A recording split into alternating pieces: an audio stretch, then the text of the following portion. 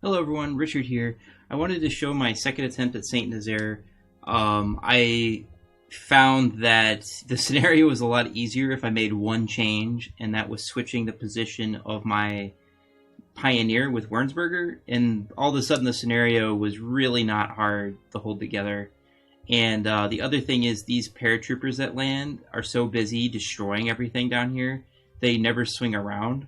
So all of my forces just converge to this zone. And I get some Crotchetson that can go grab extra hexes, so I squeezed out some more prestige that way.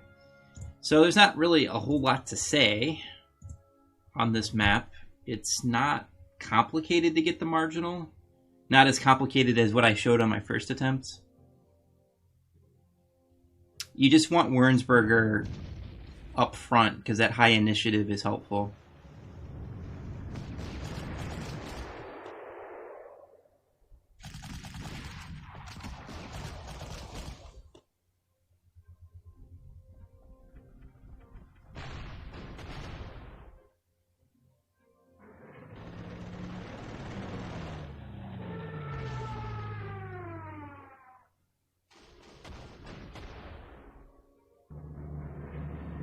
So you can see I'm rushing everything north.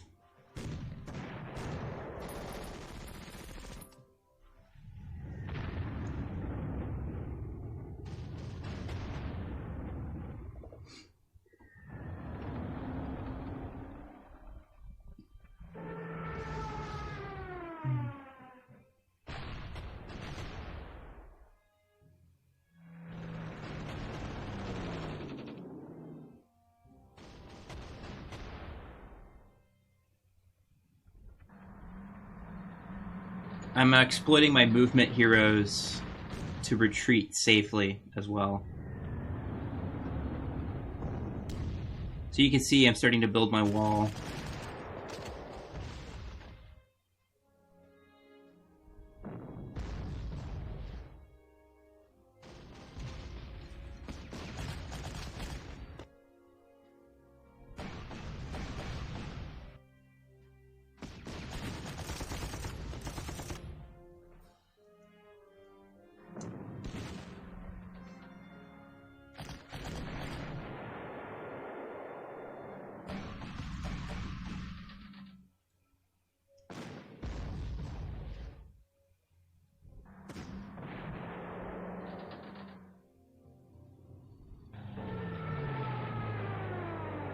So my Crotchetson can hurry up and grab some free hexes, which is nice.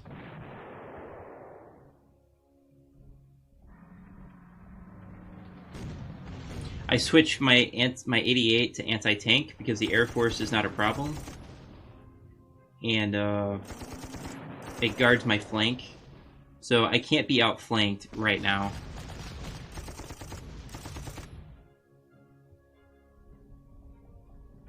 I used the Crotchetson to pull out the infantry so I could kill it.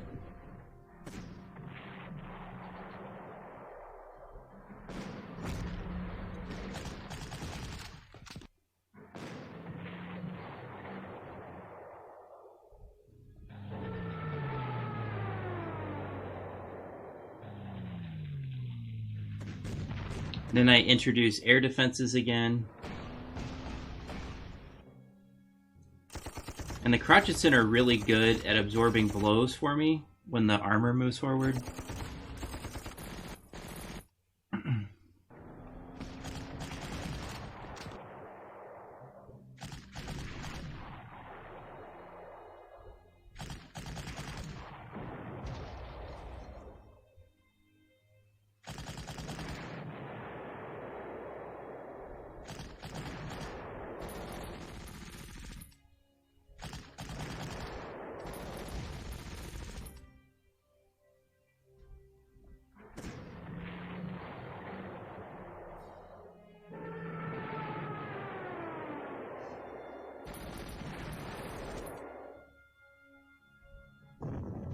And now I'm building my cocoon. I'm gonna lose a boat, but, you know, it's okay. It doesn't matter if I lose a boat, the marginal victory is still easy.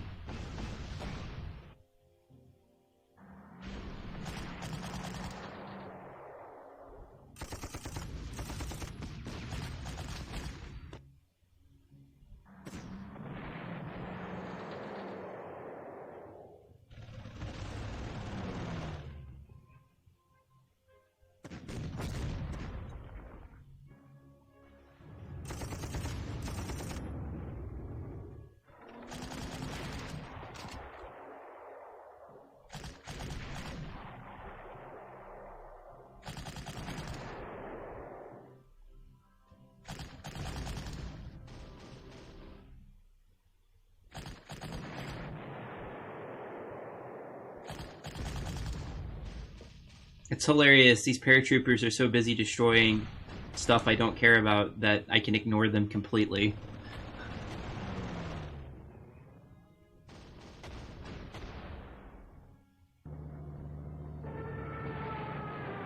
And I use Rudel to protect my flanks, which is working out pretty well.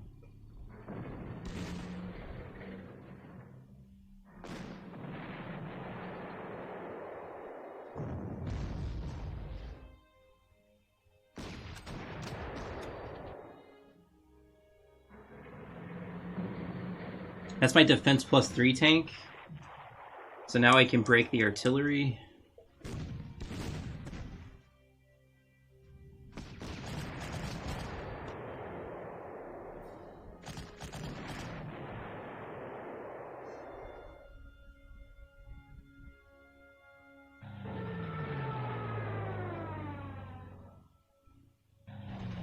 And you can see the Crotchetson are sneaking around, grabbing a lot of hexes.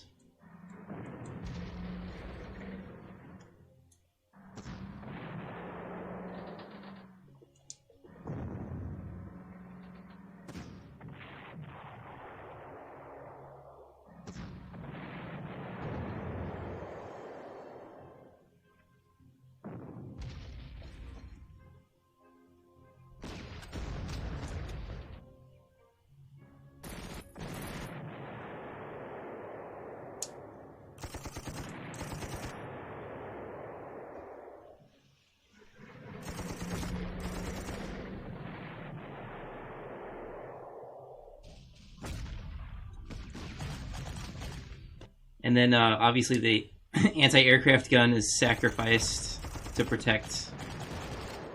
I don't need that Crotchetson anymore.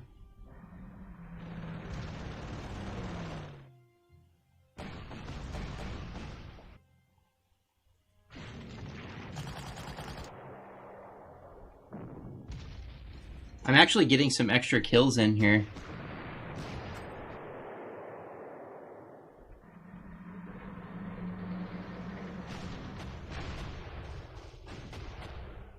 Even my 88 gun on the final turn gets some nice kills.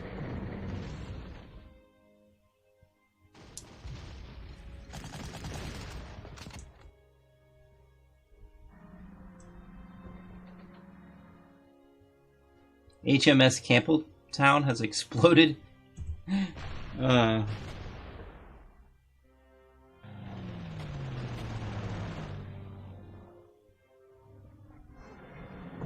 As you can see, I do some sneaky things where I grab another major hex, and then I messed up and didn't grab that hex back, so I lost out on 50 prestige. But you can get some nice prestige out of this.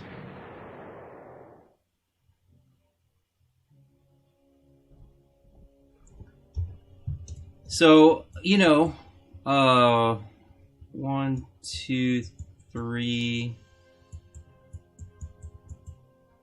4, 5, 6, 7, 8, 9, 10, 11, 12, 13, plus these two, 15 units left, and I destroyed all but 2 of the commandos. That's actually pretty good in 9 turns, so I'm pretty happy. I didn't take any damage on a core unit, and this little auxiliary managed to barely survive the whole battle. So this is this. I wanted to do something extra. I wanted to show people how the data editor worked from Panzer Corps, and I wanted to show this because I think it'll be helpful for Ultimate Mode for everybody to know what's going on these maps. So the first thing is, let me quit here. When you open this up, you hit the editor button, and it takes you to this screen. You need to figure out where your file path is for all the save files. So you go to File, Open, and most of the time, it's going to be located, click this PC, click your operating system C drive, program files with the number, and then I think it's Steam. Steam. Oh no, wait, it's Steam Apps. It's up here. Steam Apps, and then Common, and then Panzer Corps, and then you'll get into the DLC or wherever your particular maps are. And so if I go to Grand Campaign 39 and go to data, I can see Poznan. It has to be in this file format. I can open it, and this is the Poznan map. So this shows you the names of the hexes, the names of cities, where every single unit is, where the bonus units should be located. You can see all kinds of interesting things. But the real reason you want to see this is so you can go to Edit, Scenario Parameters, and in here, under the Global Parameters tab, you find out stuff like what theater you're in, the year, the turns. I believe we can edit this, all of this. You find out the probability of clouds. So on Poznan, there's a 10% chance for clouds. So, you know, at least one turn will be cloudy at Poznan. You can see muddy frozen is a ground state, moisture. This is where Soren finds out how frequent rain is and snow. That's kind of useful to know. You find out sides, core slots. You can actually find out how many core slots ahead of time you're allowed to have.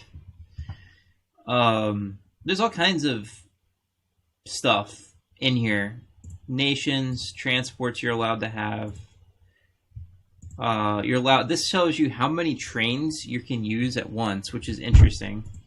This tells you victory conditions as well in this tab. And one of the most important tabs is the scripts tab. I think every single scenario has something like this, and it tells you important events on the scenario. So it says you have this run at, so this activates at the beginning of Axie's turns. Trigger, I think this turn bracket is telling you the interval at which this gets triggered, and I think when it goes 2-2, it means it triggers on turn 2 and ends turn 2. You run it once, so I think some triggers can happen more than once. And you can't skip it. I'm not sure what that is. And then the actions, display message, center on hex 110. If you go to edit, if you're wondering what the display message is, you hit edit again. And this is where you can actually put in any text that you want in this particular format. And apparently you can check who gets to see it. And I don't know if we edit this, this just tells you where you can put it. If I were to go, one of the things I was looking at was Kharkov. I kind of wanted to show that. Let's go up, because there's a lot of interesting stuff in there. This is the Kharkov map, and there's actually a few things going on. So one thing you can find is ground state's frozen. There apparently is 0% chance for these things, but if you go to the script, there's a bunch of things happening. So the very first thing that's happening is, let's edit this. Number of axes unit in all of map is more than 0. So I think you can edit this. That's cool. Wow, I've never gone this deep before. So note, the game checks the unit name as specified by the scenario designer. If the player renames a unit, this will not affect the filter.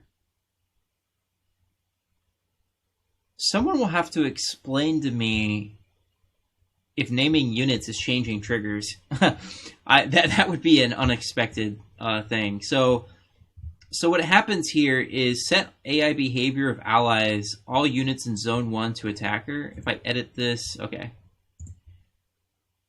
So I think all units in zone 1 are considered attackers. So click on zone 1, and these guys are attackers, but I don't think they're active. So they don't attack you right away. I I don't believe these attack you right away. They might attack if you seize this objective. I'm not sure. So let's go back to the scenario parameters. So trigger is number of axes units in all of map is more than 0. So I think at the end of turn 1, they just are set to that behavior. If we click on this one, set all behavior of allies, all units in zone 2 to attacker. So zone 2, I think, is over here. So these guys, I don't know if they're active yet, but they will attack if there's a reason to, which is an astonishing number of units. And then the next one is set ABI behavior of allies, all units in zone 3 to attacker. And this must run at the end of my turn. Now, what I don't understand is why some of them are actively moving and others are not. So if I look at zone 3, where is zone 3? Whoops.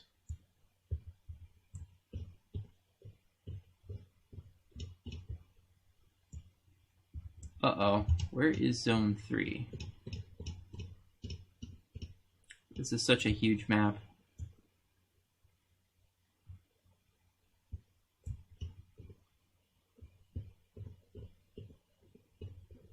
I don't see a zone 3.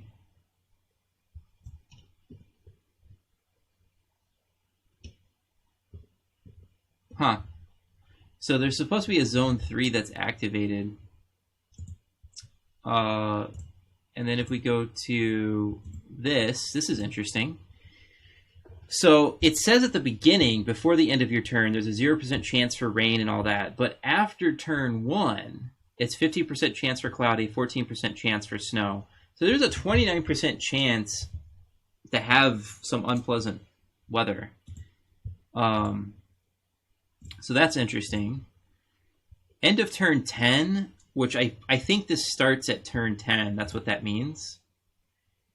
Set weather to 15% cloudy, 14% rain. So I don't know why they put this in here twice.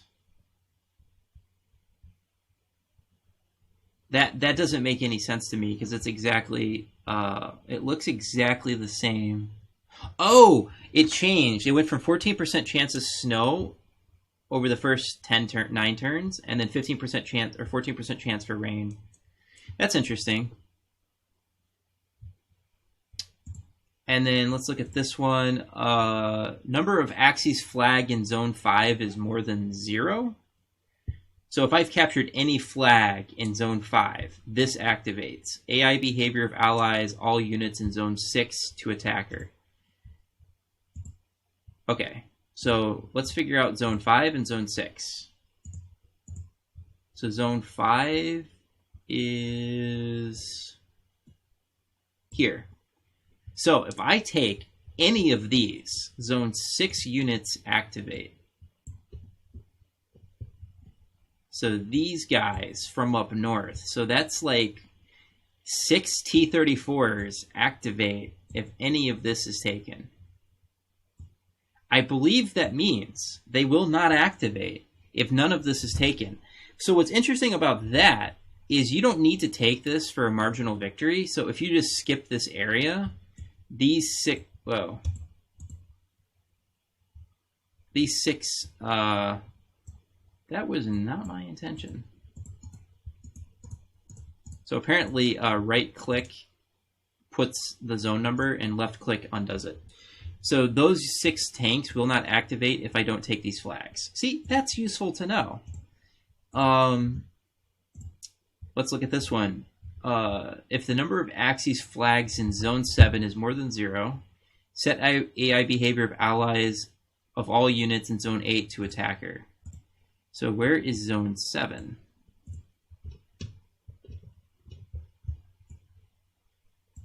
I think that's to punish the player that gets too ambitious.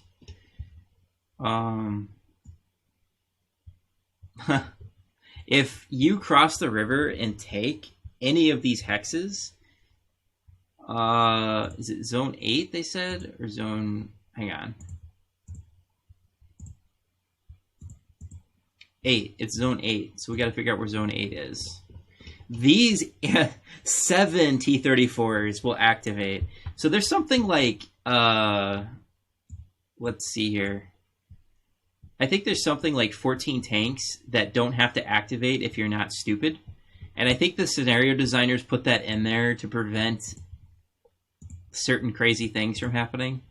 So then if we move to this one, number of Axis flags in zone 10 is equal to 1, and turn 1 through, I don't know what the -1 means. That's a little weird.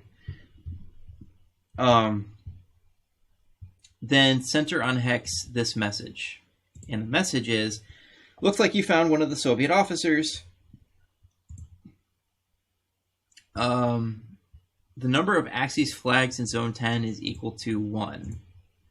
Zone 10 is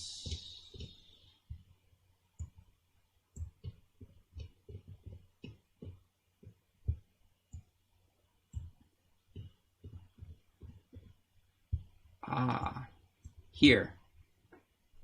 So this message displays the second you take this, and then you get the capturable unit. And then let's see, you only run this once, and then you've got this one. This must mean at any point. So turn 1 through -1 must mean on any turn, and the number of Axis units in zone 20 is more than 2. You get this message. Enough Soviet officers have been captured to satisfy your intelligence needs. Be sure to leave them in the capture zone and give them suitable protection. But now you can turn your maiden effort to defeating Soviet forces.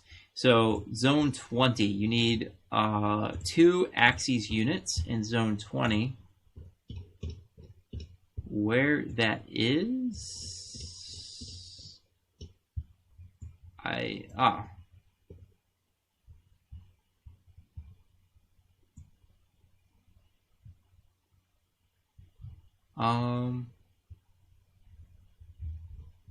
really?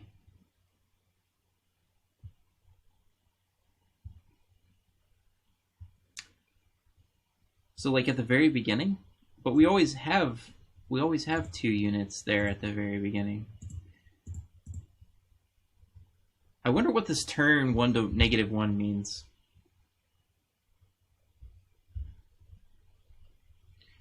That is something I don't quite understand. I think turn 10 means start on turn 10, end on turn 10. But yeah, you can see the number of complications increases. What I don't see is what triggers the other 2 scouts. And since this one doesn't run more than once, I don't know what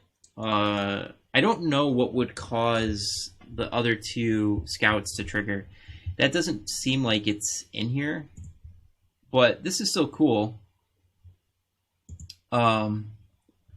So this is the basics. You can imagine all kinds of shenanigans that you can pull off. I highly recommend, if Prakata is getting frustrated with Alavnia, he can check out some of the triggers for that one.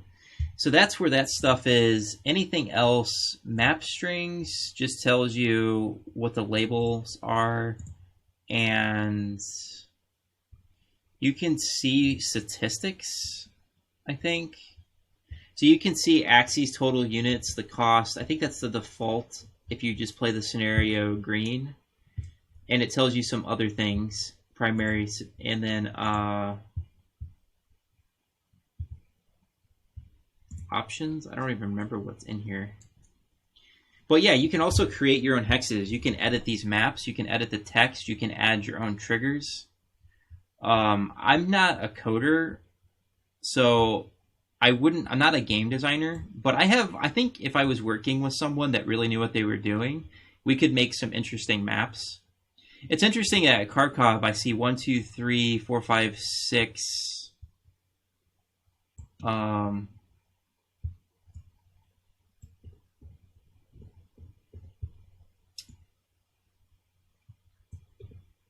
Is that all the planes?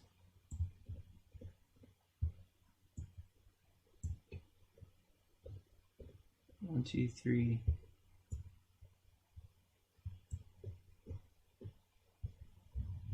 Wow. There's 9 planes. So the first 3 are really easy to deal with, but then I guess there's a second wave of 6 planes. That would be annoying. But that's why you don't need to bring that much anti-air, because that's literally only 9 planes. If I were to go look at, no. Let's see, flee from Stalingrad.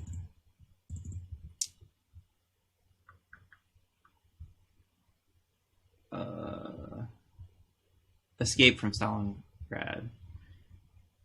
And I was to look at this map, it's probably a terrifying number of planes, but they might spawn on the map. 1, 2, 3, 4, 5, 6, 7, 8. 1, 2, 3, 4, 5, 6, 7 plus 8.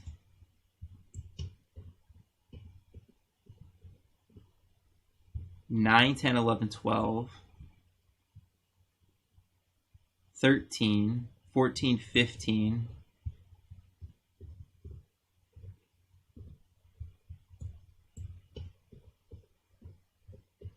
I felt like there was a lot of planes. There's 15 planes. Jesus. And I feel like you just get hit with these planes all at once. If I were to go look at the scenario parameters. Huh, there's not really that many parameters. That's interesting. It looks like on turn 7 there's I'm going to guess that this is zone 3. Oh yeah. All these planes activate. What I don't know, holy shit, all of this is zone 3. What I don't know is how the Air Force works in default settings. Like there's zone 2 stuff, but if you go to the scenario parameters, oh, set all AI behavior of all allies in zone 2 to attacker. Does that include planes? I don't know if this is how the planes work.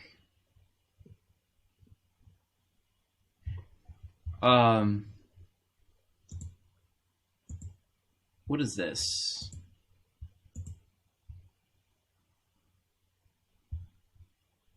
Is there different parameters for the air?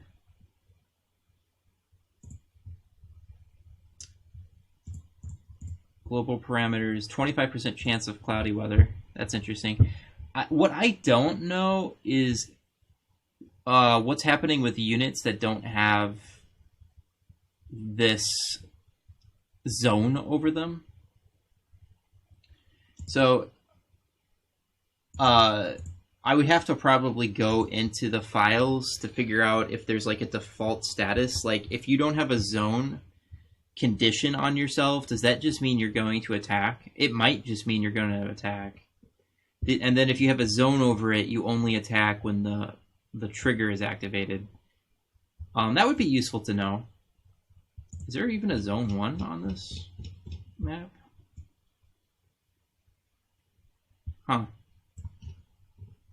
Yeah, it would be pretty cool to make one of these, I think. Like you could almost make one of the world, I think. Anyway, let me know what you think. I think Goose would like this a lot as well.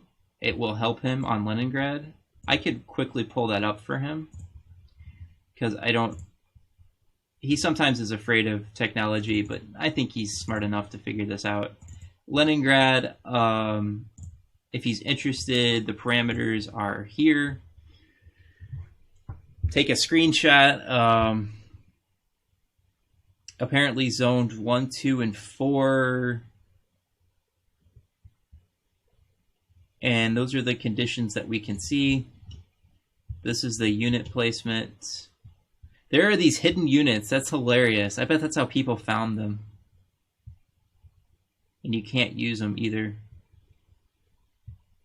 And there's really not that much back here, but there's a lot here. And this is your map. It's actually kind of funny. There's not that many units, actually. So let me know what you think. And I think I'm going to have to start using stuff like this for some of the things that I'm playing. Until next time, Richard out.